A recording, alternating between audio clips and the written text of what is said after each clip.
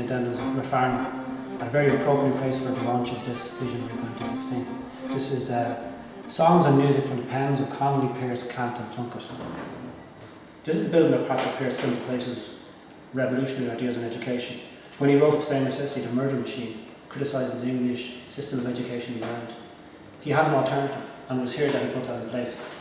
It was from here on Easter Monday that former pupils of St Enda's left to go into Dublin city centre to take part in the rising.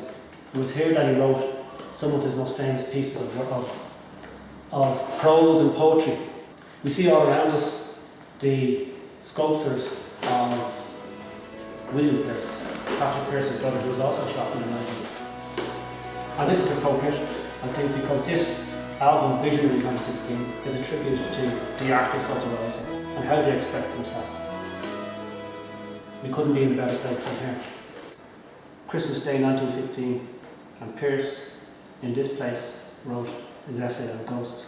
Ghosts of dead men that have bequeathed a trust to us living men. Ghosts are troublesome things in a house or in a family. There's only one way to appease a ghost. You must do the things it asks you.